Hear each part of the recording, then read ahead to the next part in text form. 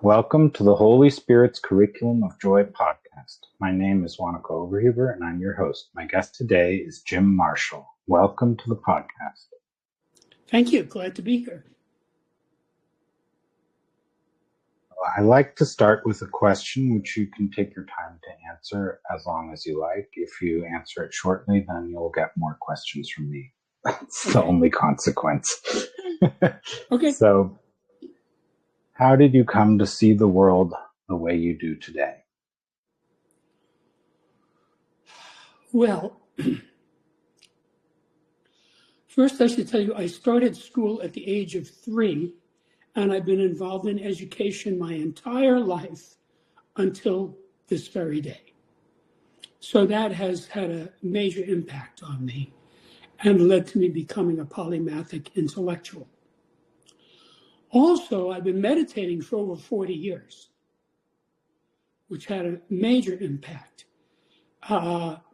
As the years went by and I got better and better at it, the rapidity with which it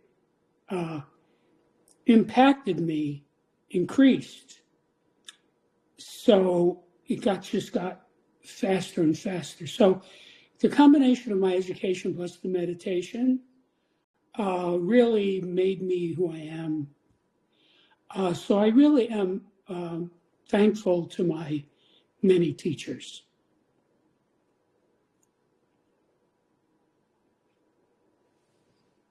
Okay, you've chosen to get more questions. So, in other words, education in the sense that you've been studying all these years, or in the sense that you've been also teaching, so that you can clarify that for our listeners and viewers? Both. I've been a student and a teacher, always one or the other, sometimes both at the same time. I'm still teaching to this very day. So, and I'm still learning to this very day. Knowledge to me is not a means, it's an end. It is the thing that I want. So I'm very motivated to find out things. And when you get into big things and important things, then I'm very highly motivated.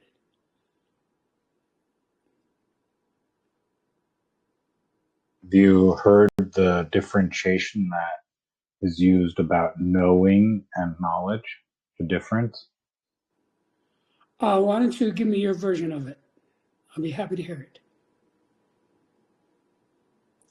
I was more interested in what you would have to say about it, but yes. Well, I mean, we're into semantics here. Knowing, if it's a gerund, means the same thing as knowledge, which is a noun. So, I mean, if you know something, then you have knowledge of it.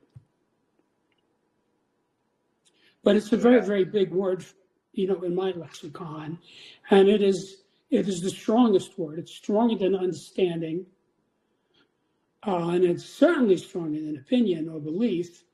And most people don't differentiate well amongst those various things. They think they know things that they actually only understand.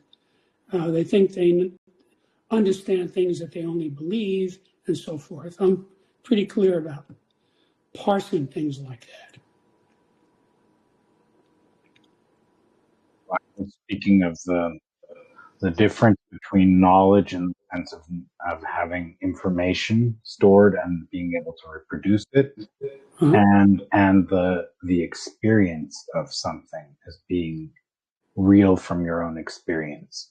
Mm-hmm. That's the differentiation that is spoken of in many social sciences as well, because when you study, for instance, about religious and consciousness studies, you need to look into these different ways of perceiving the world, including the one through having a lot of information and the other through knowing it through a lived experience. And of course, as a scientist, you will be researching the whole thing. Right.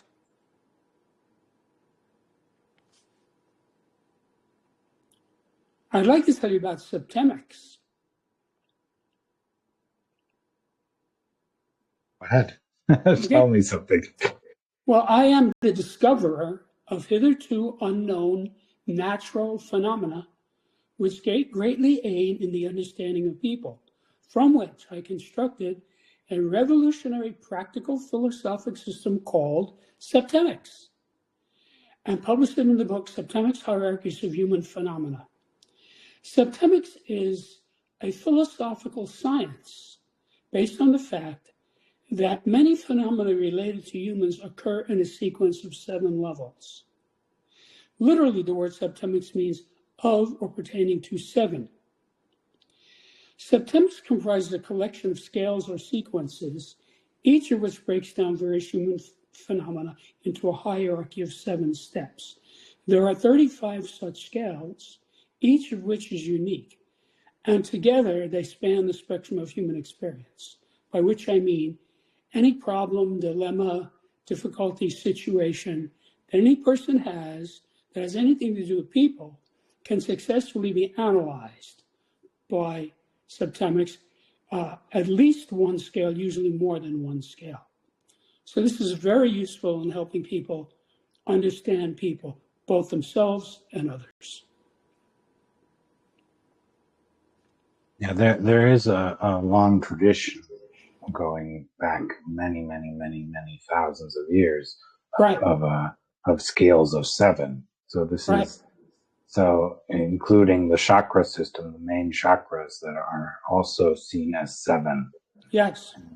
And this is a very interesting way of when I learned a technique for chakra technique where you worked with the 7 chakras.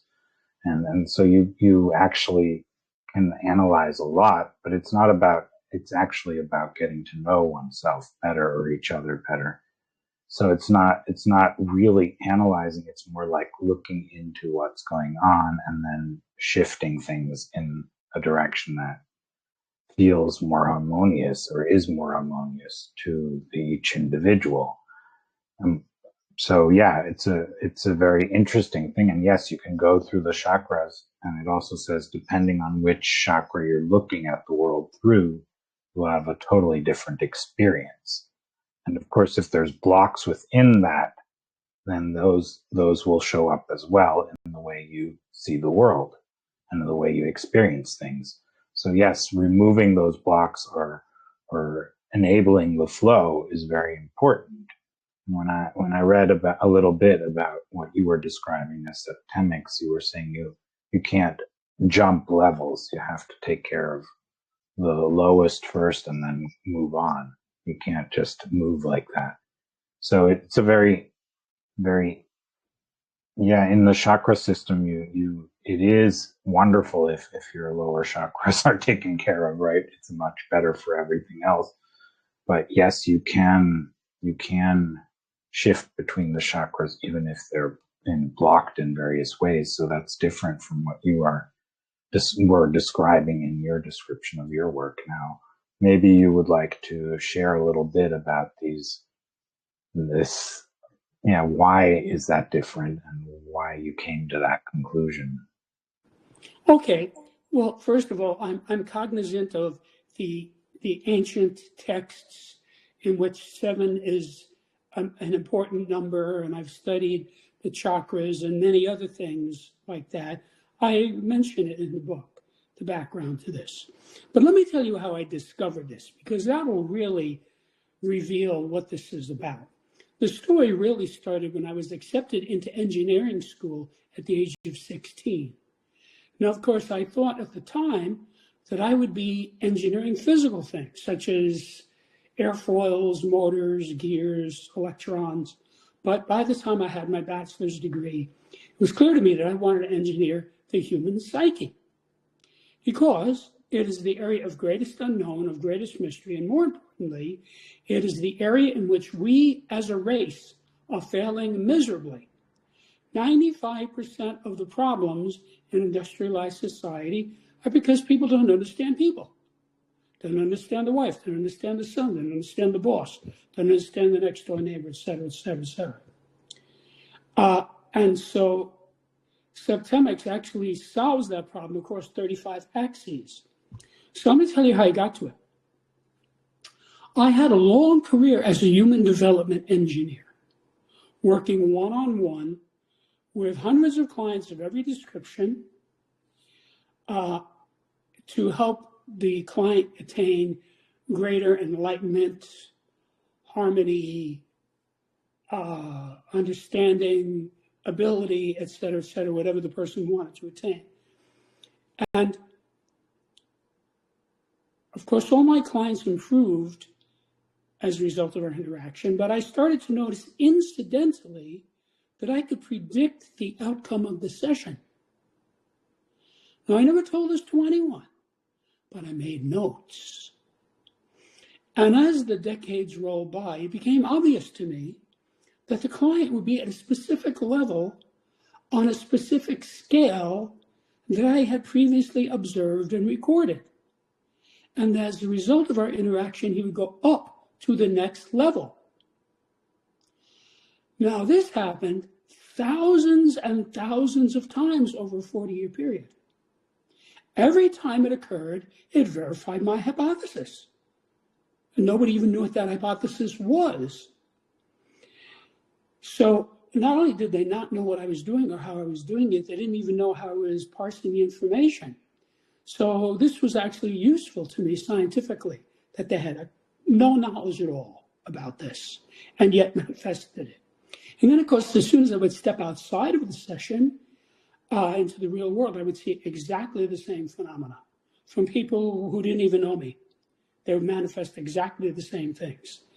So by 1995, a couple of things happened. One is, by then I had about 32 scales that varied in length between 3 and 7 levels that I had simply observed and recorded redundantly. And also around that same time, I was pondering a difficult client one day, and I realized that this client was at a level on a scale that I had not previously observed. I had a 6-level scale that by then I knew was correct. But I realized, that's why I can't figure out this client. This scale actually has a 7th level. As soon as I saw what the level was, it was obvious to me where to insert it in the scale. So when I inserted the 7th level into the 6th level scale, at that instant, it manifested mathematically. Now, let me explain what I mean by that. Having taken 26 semesters of math and loved every minute of it, I think in math. The whole point of math is that you start with a formula or an equation and you coax data out of it. That's how Einstein found E equals mc squared. So when you have data present itself, that is a mathematical phenomenon. I wasn't looking for this, but it found me. So this scale at that moment went from being a line, which is what a scale is, to a plane, meaning a whole body of data. So all of these mathematical interactions and intersections were there in this plane of data about this subject. And I said, whoa, whatever this is, it has to be natural law because it has mathematics embedded in it. So then I thought, wait a minute, I wonder how many of these other scales are actually 7-level scales that hadn't been developed all the way because I wasn't developing anything. I was helping my clients in making notes. So, knowing what I was looking for, I then inspected all the other scales. And in a short period of time, each developed into 7 levels, and when it did, it manifested mathematically. So I now had, in a fairly short period of time, 32 scales, all of which had mathematics embedded in them, all of which had 7 levels. And having gone to school for 28 years, I said, this looks like a new subject to me. I never saw anything like this before. So then I thought, wait a minute. I could go from helping people by the hundreds which is what I had been doing as human development engineer, to helping people by the millions if I put this in a book and get it out so people can have it. So I'm going to have to write a book. So the first draft was finished in December of 95, and I immediately sent it out to colleagues of mine, all of whom had graduate degrees in a variety of subjects. And they all loved it. They had different responses, but distinctly positive responses. And that told me that this was exactly what I thought it was, which is a new subject that people would really get and connect with. So I then spent the next 25 years of my life working on the book. Because you have to realize, I had to first discover the phenomena, and I pretty much already explained how I did that, although I did find 3 more skills as I was writing the book. Then I had to take this data and I had to use it to craft a workable philosophic system. Now, as an engineer, I'm only interested in facts and results. I'm a dyed-in-the-wool engineer. In the world of engineering, you can't say, oops. That's not allowed. Whatever you make has to work. You can't just have the plane fall out of the sky or the bridge fall into the river and say, oops. That is why we have all of these factors of error and methods of checking things, cross-checking things, and making sure everything is beyond the threshold we need it to be in order to work. You know, if we say, well, all right, 25 volts is about right for this. That's not what we use. Let's use 35. See, so we have some headroom. That's how all engineering is done. So this had to have headroom. This had to work all the time for every person. That took 20 years. So the most time-consuming aspect of it was expressing this in a way that would make sense to the average person. Because from the beginning, my intent was to help the average person to understand these phenomena so they could use it in their lives. And that's not an easy thing to do when you're creating an entirely new subject. Most of the scientific world, that was never done. For example, when Einstein revealed the theory of relativity, he wrote it in a paper that was intended for mathematicians and physicists. He never intended to explain this to the general public. So that was a lot of work. And I know I succeeded at making this comprehensible to the average person because I have been watching people respond to this now for almost 30 years.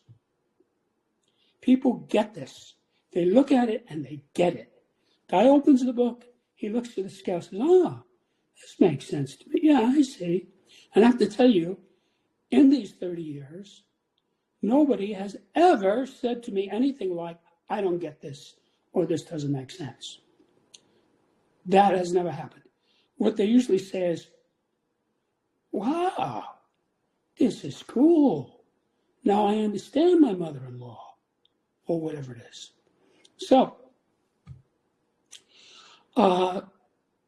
that's where this came from. It's all based on direct empirical observation. There's no theory of septemics. And I wrote this book to help the people of Earth. Wow. Yeah, that's very important to know where you're coming from, of course, right? And that's also good for people who want to read the book or get to know your work, of course. Right. Yeah. A Course in Miracles was also brought into the world with the intent of solving the interactions between human beings. So there's a parallel there too, to your work, which is very nice to know. And they were 2 psychologists who brought it into the world. So it's a very, very founded in psychology and uses Christian language, which is very fun to think of how healing that is, right? So yeah, and also there's chakra books about the chakra system in which it describes how you go through 7 years of the first chakra, and then and that one connects with the first to the first, and the first to the second, first to the third, and so on, right? So you'd have more scales if you use that idea.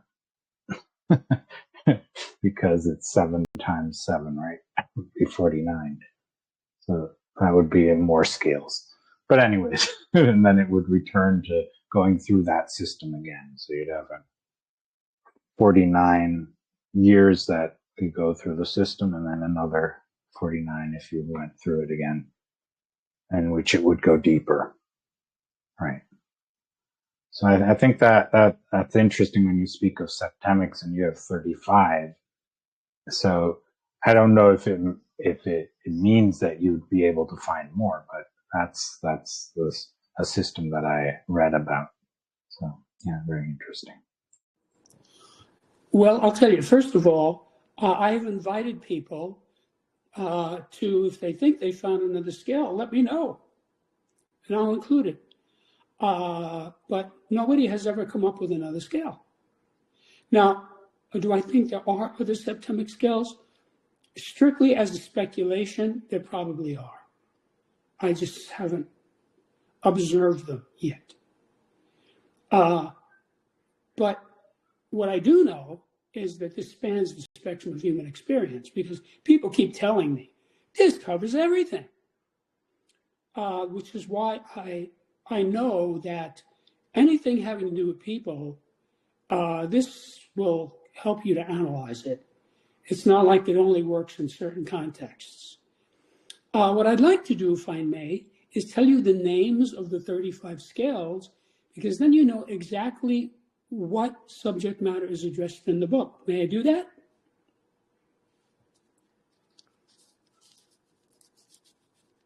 We're here for, so go ahead. Okay. So of the 35 scales, 24 are called individual scales, and 11 are called group scales. These are the individual scales: the scale of basic purposes, the scale of personal influence, the scale of choice, the scale of permeation, the scale of thought, the scale of identity, the scale of evaluation, the scale of motivation, the scale of control, the scale of stopping, the scale of scholarship, the scale of literacy, the scale of human ability, the scale of memory, the scale of spiritual identity, the scale of mental deletion, the scale of aberration, the scale of physical fitness, the scale of justification, the scale of belief, the scale of equanimity, the scale of attack, the scale of conflict, and the scale of reaction. And these are the group scales: the scale of relationships, the scale of life spheres, the scale of government, the scale of civilization, the scale of survival, the scale of management, the scale of exchange, the scale of communication, the scale of allegiance, the scale of sexuality, and the scale of politics. Any one of these scales by itself could dramatically improve the life of the reader. And let me give you an example. I mentioned the scale of motivation. One of the most important things to know about anyone is the person's motivation. Why is this person doing this? So you could take that scale and you could ask yourself, what's my wife's motivation toward me? What's my son's motivation toward me? What's my pastor's motivation toward me? Et cetera, et cetera, et cetera. And you could ask that question for everybody you know or have ever known and get an answer. And every time you spot the level, you'll have an insight. You'll say, oh, that's why my son does that. He has that motivation. Or, oh, that's why my pastor behaves that way. He has that motivation. So you are actually having insights as a result of doing this. So then you could take that same question and reverse the vector and say, what is my motivation toward Fred? What is my motivation toward Mary? What is my motivation toward Joe? What is my motivation toward Grandma? And do it another 200, 300, 400, 500 times. And every time you get it, you'll spot it. Oh, okay, so that's why I broke up with Mary. I had this motivation, see? So you keep getting insight as you do this. So by the time you finish this exercise, you would have had maybe 500, 600 insights. So you're going to be definitely a brighter person. You're going to understand all the people in your life much better. Now, that's just one axis. There are 35 axes. And of course, the whole idea of an axis is that it's a completely different way of looking at it.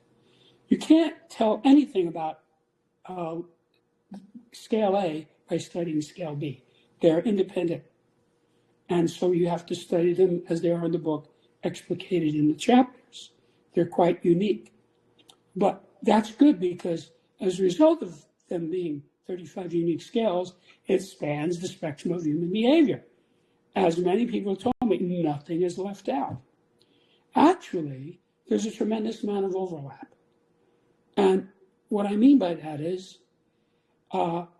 you could have a situation and you can analyze it on one scale, and then you can analyze the same situation on another scale, and then you can analyze the same situation on a third scale. And depending on the situation, you might be able to analyze it across 25, 35 scales, see? And if you're talking about a human being, well, human beings are really complex. So you, if you wanted, you could find, let's say, for example, your wife's level on all 35 scales. And by the time you finish that, you would understand her better than she understands herself. Every time you found it, you have an insight. Ah, that's why she does that. So this is a fruitful source of insight. So what happens in using this material is this. You use it and you have an insight. Then the next time you use it, you bring that insight with you. So now you have a second insight. Now, when the next time you use it, you bring those two insights with you, and now you have a third insight. So you're having this mushroom effect where you're getting cumulative levels of understanding. In other words, your understanding keeps getting deeper and broader. So what happens is, the more you use this, the more insights you have. The more insights you have, the smarter you get. The smarter you get, the easier it is to use the book. The easier it is to use the book, the more you want to use the book. So it just goes in a circle like that, where this is a virtuous cycle, where the more you use it, the smarter you get, and the easier things become for you. And of course, every time a new situation arises, we have a new opportunity to use the book. So there's really no ceiling to this. The sky is the limit for this. As long as you're alive, you can keep using it. And I was very careful to make this comprehensible to the average person. Let me give you an example of how to use this, which I think your viewers would want to see. Let's say you're going out with a woman for 3 years and you're talking about getting married. Big step. Wouldn't it be reasonable to ask, why does this woman want to marry me? I mean, isn't that a sensible question? I'm not saying to ask her. I'm saying look in the book. Because I've done the heavy lifting in getting it down to only 7. Because somebody might say, oh, there are thousands of motivations. Actually, all those other ones are just subsets of these. So you know the woman, so you look in the book, you studied it, and you're going to find an answer. You're going to be able to see, okay, level 1, love. That's her motivation. She wants to marry me because she loves me. That's the highest motivation of all. Let's set the date. But maybe that doesn't happen. Maybe when you do this, you say, now that I thought about this, I think she wants to marry me because I drive a Lamborghini, I have a 60-foot yacht, I fly my own Learjet, I have a $20 million condo, and I have $10 million in the bank. See, that's a different motivation. That's level 4, money. I'm not saying it's good or it's bad, but it is different. Now, what you do with that is up to you. You might say, okay, that's not the first time that happened to me, but this woman is pretty, smart, funny, insightful. We enjoy one another, so I'm going to marry her anyway. That could happen, and you might live happily ever after. But that might not happen. You might say, wait a minute. I don't want to marry somebody who wants to marry me for my money. I want to marry somebody who loves me for myself, not for my Lamborghini. So you might break up because you're looking for a wife. So in that latter category, you might think that you would be upset about that, and you would be wrong. You would not be upset. You would be relieved. You would say, thank goodness I figured this out now before I wound up owing her $15,000 a month in alimony. See, you're smarter now. So now when you go forward looking for somebody, you have a better idea what you're looking for. Maybe the next time you meet a woman, you don't even tell her you drive a Lamborghini. See? Because you want to find out what she thinks about you. So that's just a simple example of how easy this is to use. And of course, you could analyze this woman across all the 34 other scales. You know, where is she on the scale of belief? Where is she on the scale of personal influence? Where is she on the scale of reaction? These are all big things in human affairs. So what happened here is very much like what Isaac Newton did. He famously shined a beam of white light through a lens, and on the other side of the lens got a rainbow: red, orange, yellow, green, blue, indigo, violet.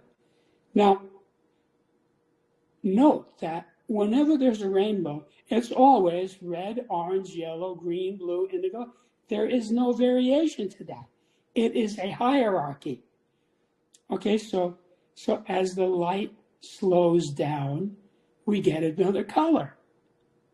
So it always goes in that order. And that is what these scales are like. So I, in essence, took these 35 important areas of life and put them through a lens and got the spectrum.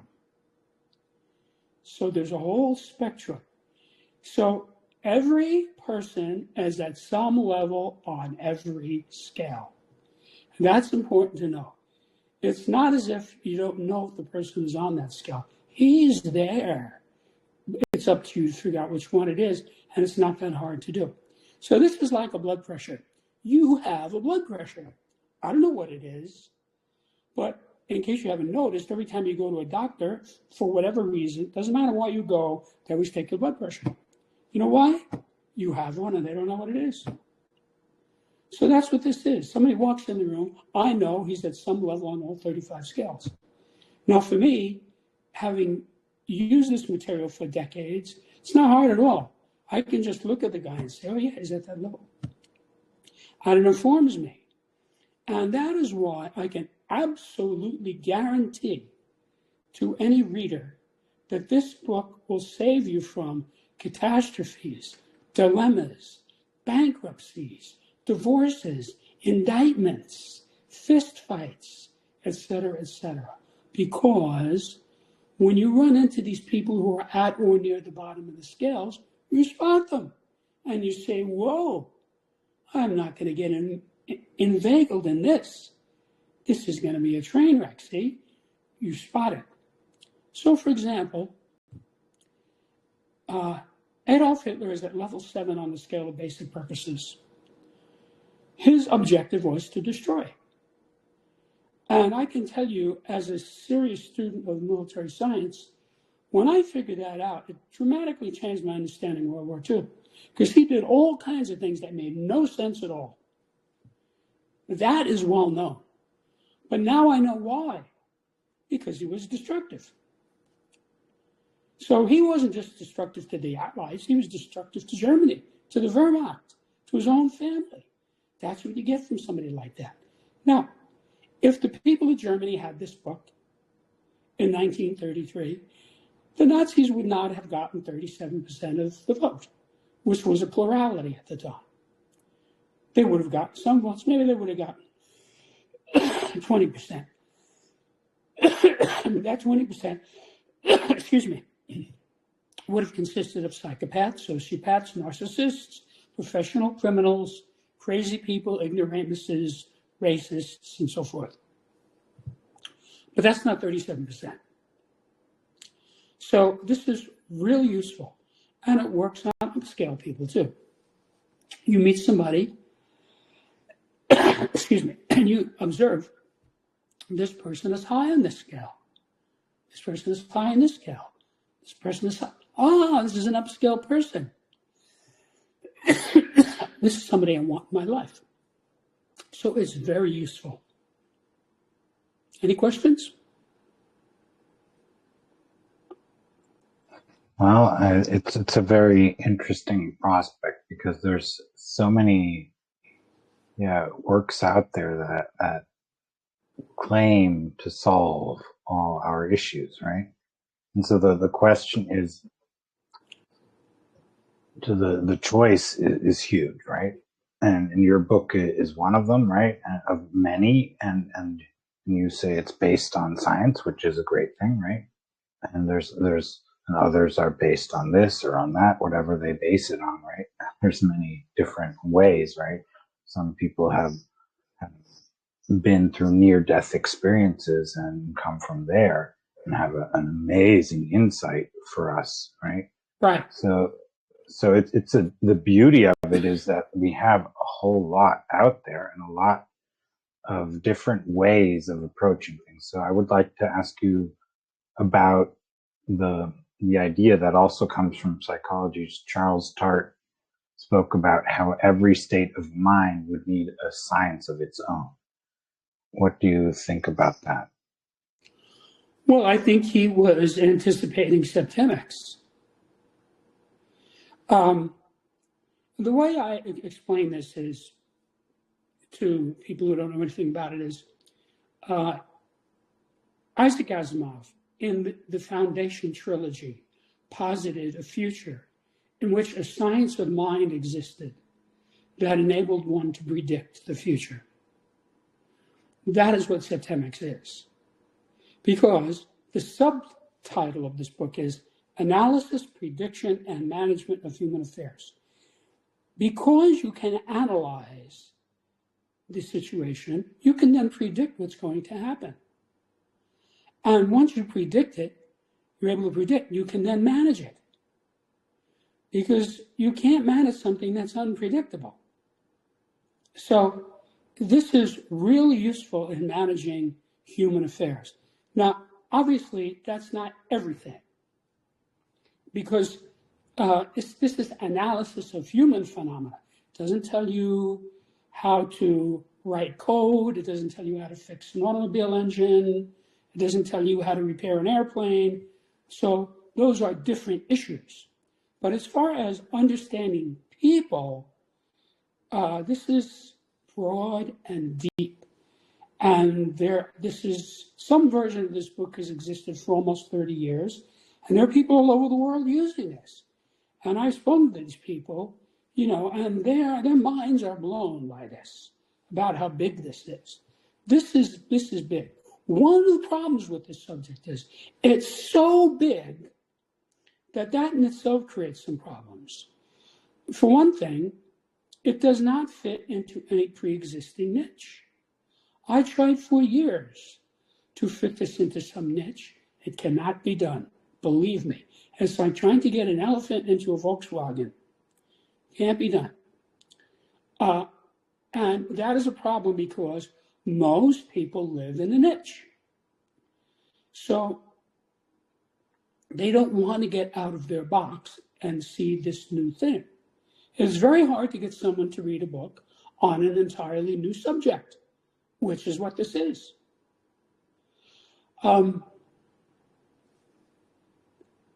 There's kind of an element of too good to be true for some people.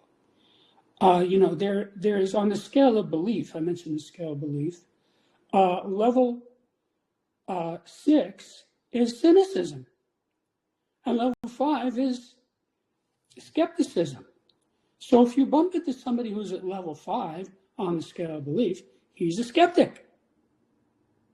So he's not going to be disposed to look at anything. So that's what you get. But let me talk a little bit about how this breaks down with the demographics. Less than 1% of the population is at or near the top of all the scales. That would be somebody like Jesus or Yogananda or Siddhartha Gautama. Something like 4% of the people are at or near the bottom of all the scales. These would be the dregs of society. professional drug dealers, professional criminals. Basically, like if you have a homeless person who's a drug addict who lives by stealing, he's going to be at or near the bottom of most of these scales. That's why he does that. If he were at higher levels, he wouldn't be doing that. He would be having a different life. So most of us are high in some scales and low on others. So let's say you spot somebody who is high on several scales, okay? That is a good reason to associate with the person. But that person is not going to be high on all the scales. He's going to have some scales in which he's low. Now, when you spot what they are, you may not be able to do anything about it, but you can tiptoe around it when it comes up. So I have a friend who's a wonderful person, very good, but she's a little low on a few scales, and I know what those are.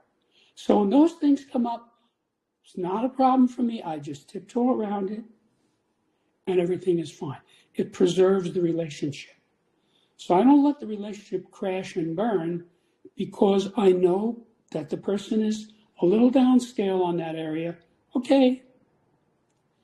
I have a very good friend who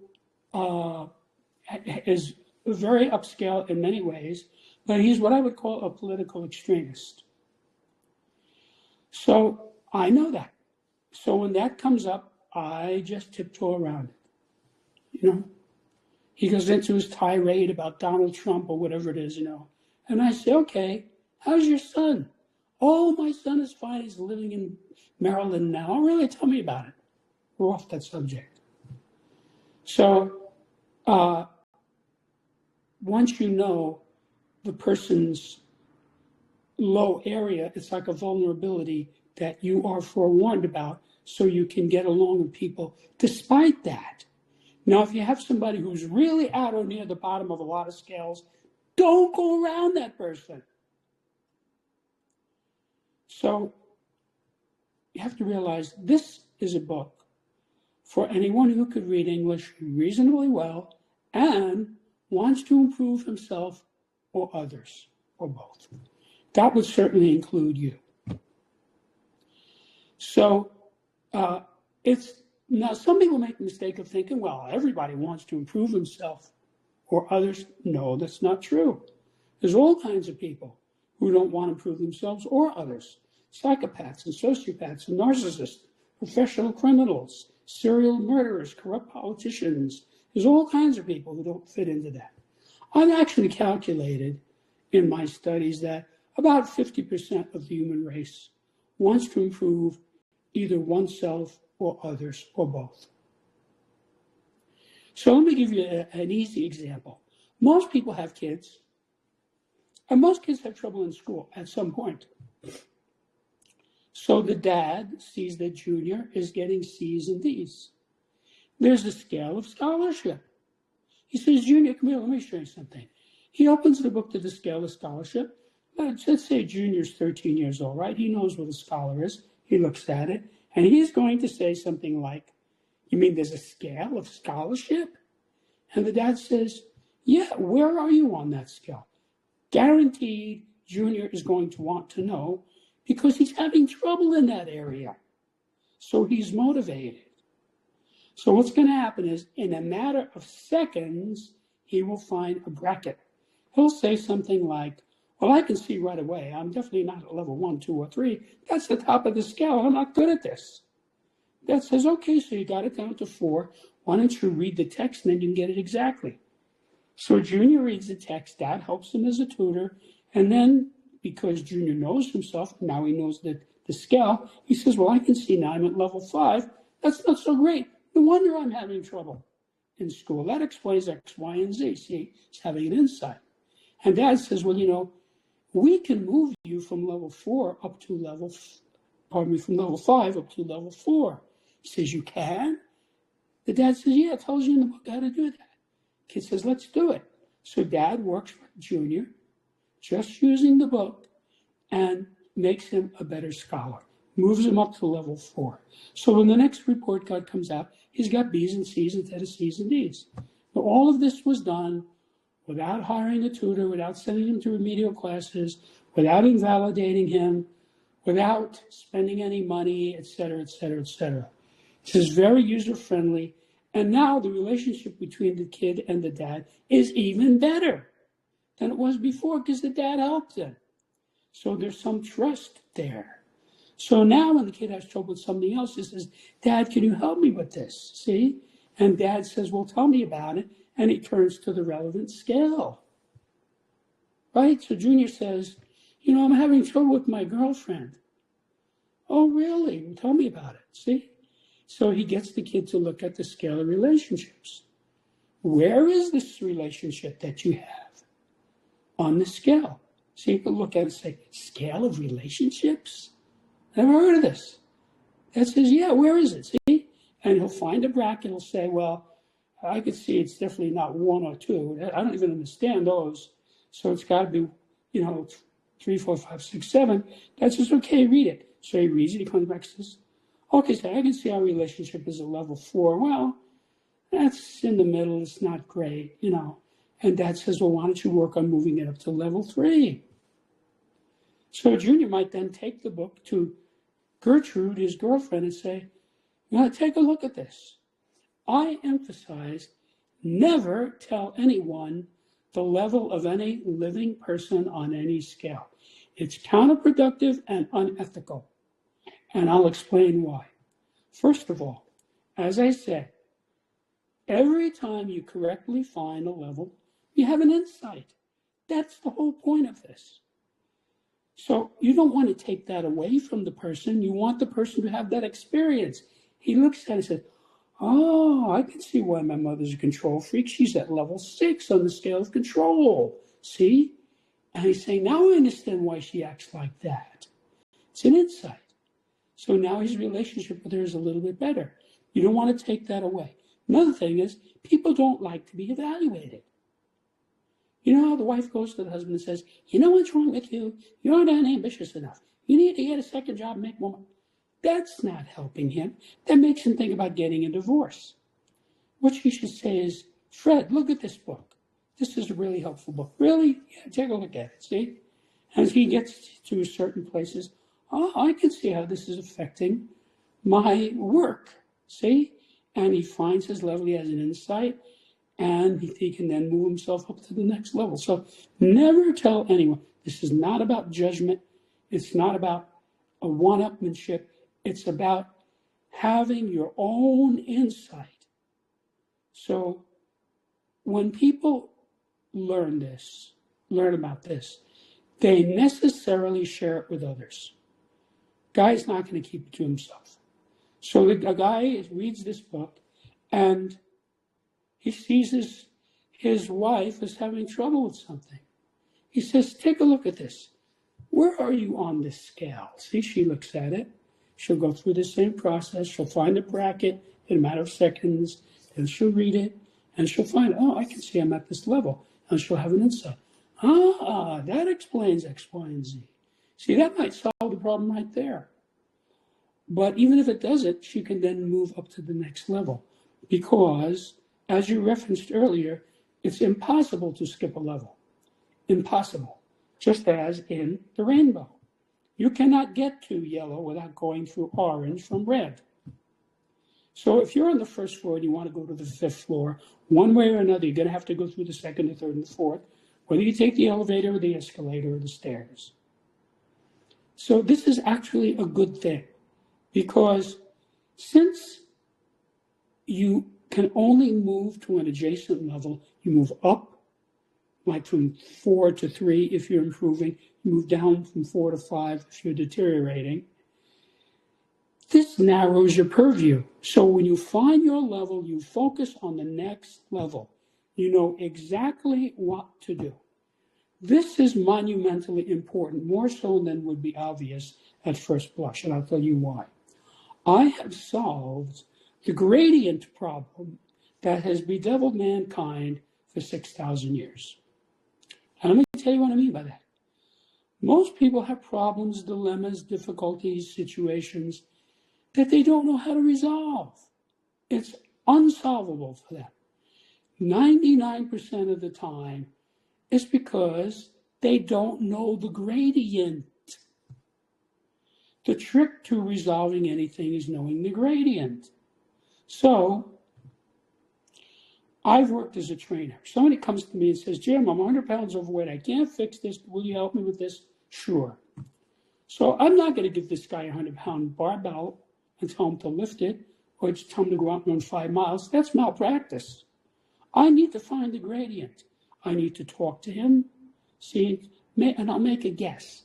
Let me see if you can curl 15 pounds. So I give him 15 pounds and he's curling it, right? And I say, he's 11, 12 hours. He says, this is very easy. Okay, fine, stop. Let's try 20 pounds. I give him the 20, right? He says, all right, now I'm feeling it. I said, all right, how many can you do? He said, I can do about 12 of these. Okay, good. Stop. I want you to do 12 reps on each arm, 3 sets every day. And at the end of the week, we'll talk. So at the end of the week, I say, how did you do? If he says to me, this is tough, I'm sore and everything, I say, okay, just keep doing it.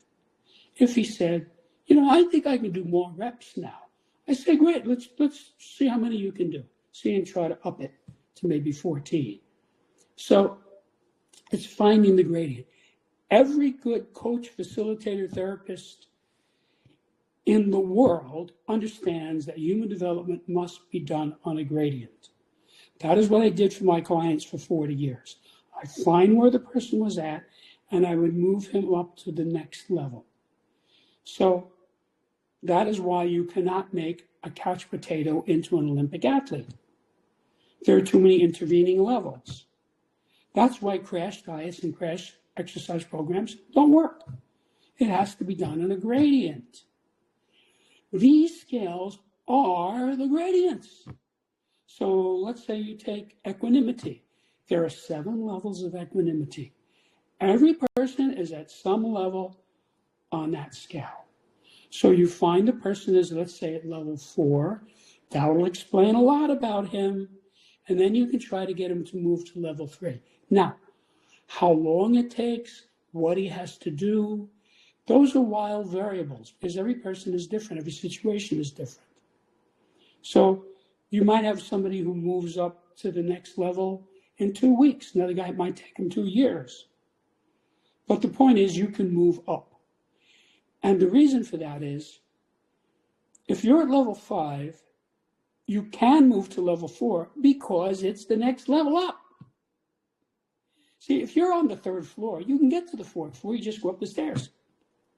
You cannot get to the 5th floor without going through the 4th floor. So this is very useful. It's very practical. And it gives people a very specific, foolproof way of figuring out what's going on with them and with others and of improving the situation. So that dad who helps his son on the scale of scholarship, after Junior gets to level 4, he could then move him up to level 3, or Junior might even just do it himself using the instructions in the book. Now he's getting A's and B's, see? So nobody has ever in 30 years come to me and said, what about this? Can you help me with this? And I say, no, can't fix this situation. That never happened. It's just knowing how to use it. Because this is a separate technology, and you have to, if you try to solve things the way you've been solving them for 30 or 40 or 50 years, you're going to have the same type of results. But when you bring this technology in, you're analyzing it in a different way. And you may have no clue about some of these things. So, for example, the scale of attack. Most people are going to say, what? Scale of attack? But when you read it, you realize what it is and how important it is. And you say, that's where my friend is. He's at level 3 on the scale of attack. That explains it. So one of the things that happens with this is people find themselves or other people on these scales willy-nilly. It's like very easy. So I'll tell you a story. About 25 years ago, I'm talking to a friend of mine. This is when I was working on the book. I had completed the scale of government, and we're talking about politics and government, just two guys standing around. And so I thought, let me show this to him and see what he thinks. So I said, let me show you this. So I handed him the scale of government. I did not say a word. I just gave it to him. So we're friends, so he took it, he looked at it, and in 1 second, he pointed. He said, there, I'm right there. That's exactly what he said. He found his level on that scale without my even suggesting that that's what it was for. He didn't know that. That's how easy this is to use. Sometimes a guy will be reading it, like, let's say he's really reading the scale of equanimity, and he says, wait a minute, this is my girlfriend. This explains her. This is just the way you would define this is exactly how she is. She's at level 5 on the scale of equanimity. See, I don't know this guy's girlfriend. How did I get it so exactly? Because it's natural law. Just like the Fibonacci sequence. So, if you take a sunflower and you count the seeds one way, you get one Fibonacci number, and you count them another way, you get another Fibonacci number. And this natural law, it's built into them. And that's what the way these scales are. They're natural law, and because they're natural law, they're not counterintuitive. They're very intuitive. People tell me, yes, this is very natural. They get it. It's easy to harmonize with this because it's natural law. So this is like when you take a walk in a pretty park. You have the grass and the trees and the lake and the stream. It's all kind of organic. And that's what this is like when you go through this in an intellectual way. It's very kind of natural because it's natural law. And I just wrote down what I saw and gave it to people.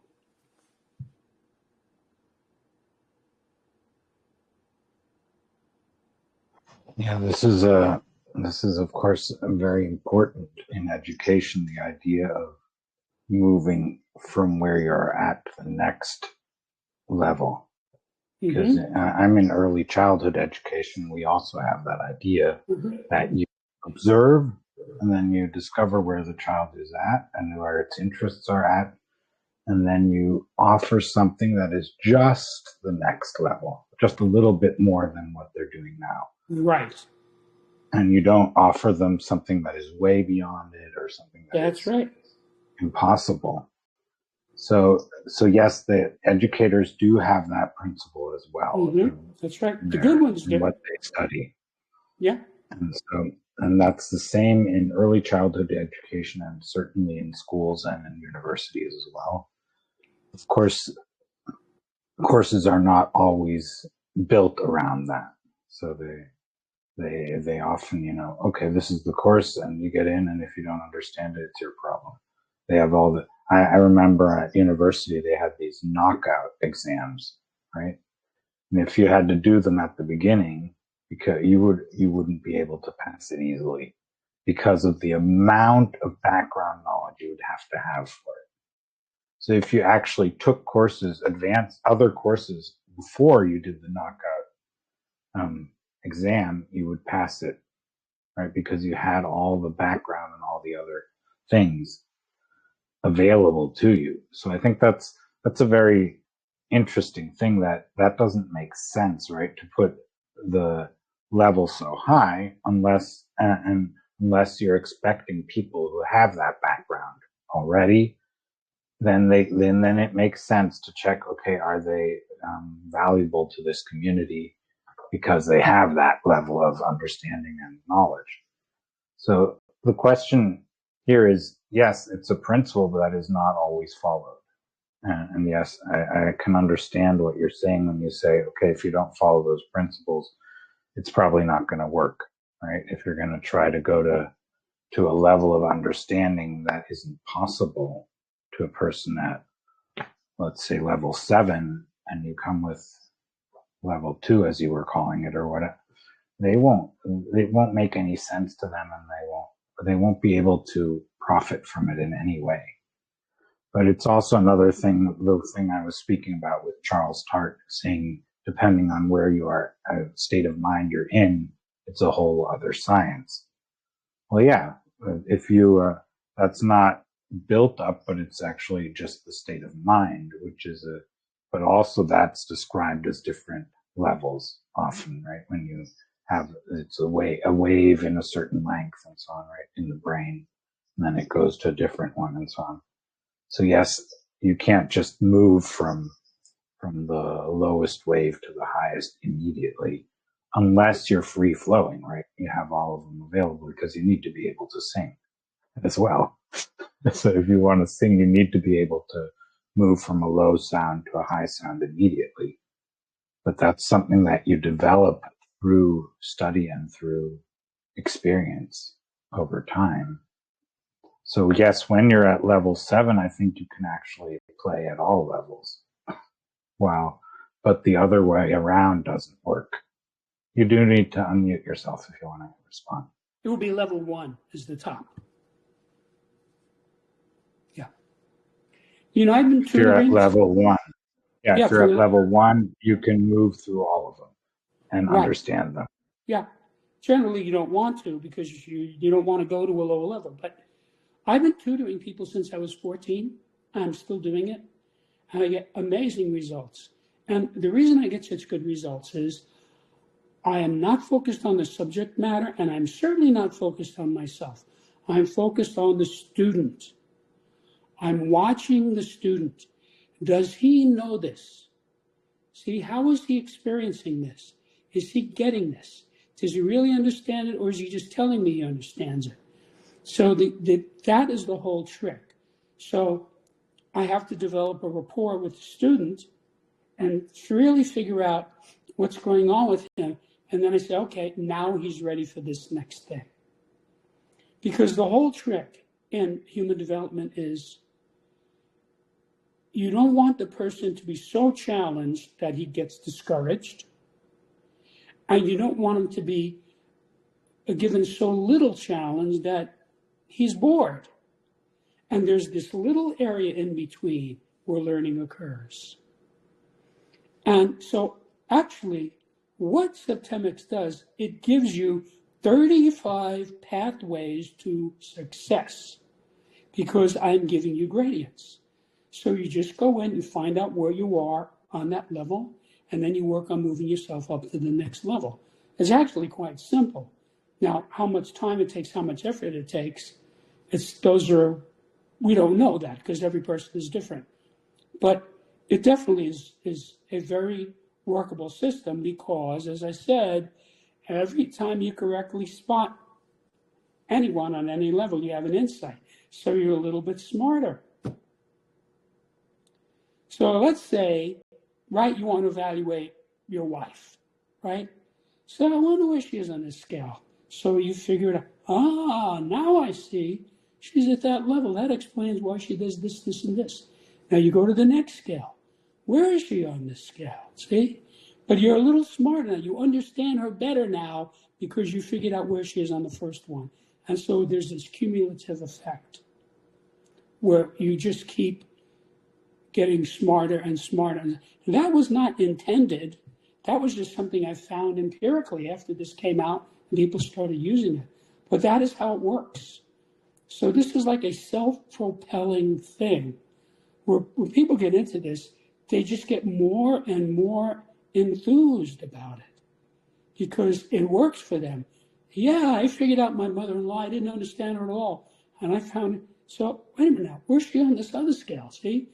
So you can really benefit all of your relationships, good ones and bad ones both, because this tells you who you want out of your life and who you want in your life. And of the people who you want in your life, what areas they need help on and how to address them. So you address the person at the level he's at, as you were saying with the student, and it goes very well. So it's all about watching people, or as I like to say, shut up and listen. People tell you their levels. Now, if you get the book and you start studying it, you'll see what I mean. People tell you what level they're at. They don't only do it verbally, they do it by how they behave, their emotions, their eyes. If you just observe the person, you can see what level he's at. Now, some people are easier to figure out than others. But the main thing is if you have enough data on the person, you will get it. So, for example, in the book, I give actual examples of deceased persons, famous persons, on specific scales as an illumination. So, for example, Abraham Lincoln was at level 2 on the scale of basic purposes. And when you see that, you say, oh, yeah, that makes sense. That level is called leader. And his objective is conquest. So you really can parse things in a way that you were not able to do before. And what this does is psychologically, it gets you to, excuse me, to have specificity in your life. When a person is upset, there's always generalities mixed in. Like the type of guy who says, you can't trust women. That's a generality. He's upset. If you could find that upset and get him to let go of that upset, that generality would go away. And that is what you're doing with this. It's not general, it's specific. He's at that level. And when you see that that person is at that level, so you're not upset about it anymore. You're not upset with him anymore. Another dimension of this is problems. In order to have a problem, you must have a lack of knowledge. There are unknowns in a problem. Let's say a guy's getting audited by the IRS. Boy, is that a problem. He doesn't know what they're going to ask him, what documents they're going to require, if they're going to accept his receipts. He's got a list of 100 things. He doesn't know. Which guy are they going to have talk to me? What are they going to do to me if they don't allow this deduction? See, now, if he did not have those unknowns, it wouldn't be a problem for him. He would just go in there and say, yeah, here are my receipts. Here's my account book. This is what happened. It's okay, thank you. So that's why I go years at a time without getting upset or without worrying about anything or without getting angry at anybody. Because to me, things are very specific. So, for example, there's a place where I do business and the receptionist has wonderful communication skills. There's a skill of communication. So communicating with her is wonderful. There's another receptionist there, has the same job, probably makes the same money, has no communication skills at all, will not make eye contact. So I know this. So I know what I'm dealing with. So, I don't treat them the same way. I deal with it according to the level the person is at. If a person has no communication skills, it takes a little more work to interact with the person. The other person has good communication skills, it's like that, easy. So that's what this is about. And I invite your viewers to my website, which is Septemics.com, where you can see what many readers have said about it, what many journalists have written about it, what the reviews are. You can read sections of the book itself, and there's even a pre-recorded 15-minute introduction to Septemics that you could listen to that explains it to a new person in 15 minutes. So I invite your viewers to the website, septemics.com. Great. It certainly is time to wrap up. So, yeah, we actually went longer than anticipated, so that's fine. Let's look at this in another way, is that you have gained so many wonderful insights and you're willing to share them. And I think that's something that we all need to learn, because we tend to keep our insights to ourselves. And we actually have the same insights as many other people. Just if we don't share them, we will never know. We will never know that someone else actually had those same insights and gained so much from it. And those who are just on that, just before that insight, may gain that insight through your sharing. And that's the beauty of it, right? So we need to, so coming from where you're at is always good. And like you were saying, having insight into where you are at is always helpful. And so independent of what system you use to discover that, it's always worth it. Mm-hmm. And yeah, A Course in Miracles also has a build-up. It has 365 lessons that you should start with the first one and take at, you shouldn't do 2 a day. You should do 1 a day. And if you, and what it also says is to let go of this idea that you have to understand it right away. You just go with it. And you don't do more than one a day, but you can take longer for it if you want. So you could even just stay on one lesson for a whole year, for 3 years. It doesn't matter. As long as you want to take for it, that's fine. But it's just not more than 1 a day. So that's also built into that is the idea that you move through those lessons and you can't skip them. Like you were saying, it's not something you skip one lesson to get to the next. It's not how it works. So yeah, it's beautiful. And I think it's very, very important that everyone dares to do the same thing you did, right? Like putting the work there into it, knowing that it's worth it, and sharing about it, getting people to know how much value there is in gaining those insights that are possible because of our joint effort. Right? We're putting all of this together.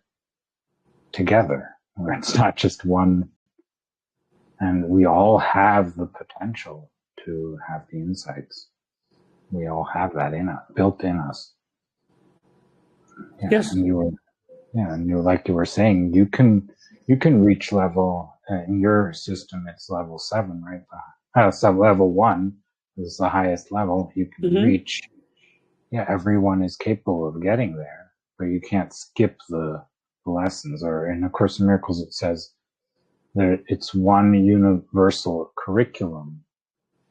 So yeah, you have that one universal curriculum. It may come in many different forms.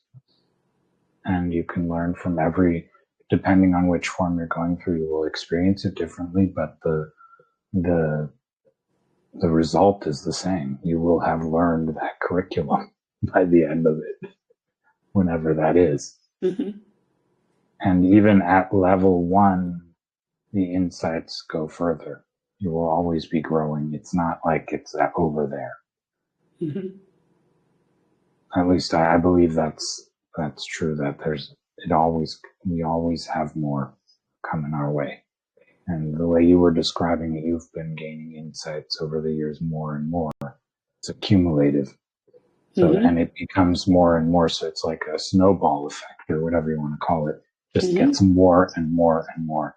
And that's in a mathematical system as well. As you have these, you can have these lines which go up and go faster and faster. Yeah. Right. So yeah, please comment, ask questions, and join this podcast. Let people know about it, review it. And if you want to be a guest, please reach out to me, just like Jim did and many others have, right? So that we can share our common ability to go deeper into who we are and to respect each other fully and completely and honor each other at wherever we are at. And that's what I think is so beautiful in your statement, that there's no need for judgment anymore when you have clarity. Yeah, so truth has no enemies. I like that. Truth has no enemies. That's a good one. Yeah, and A Course in Miracles says what is true and cannot be threatened, right? Things like that. So you get an idea. there is no enemy out there to get you when you are willing to have insights. Right. So blessings to you all, and till next time. Thank you.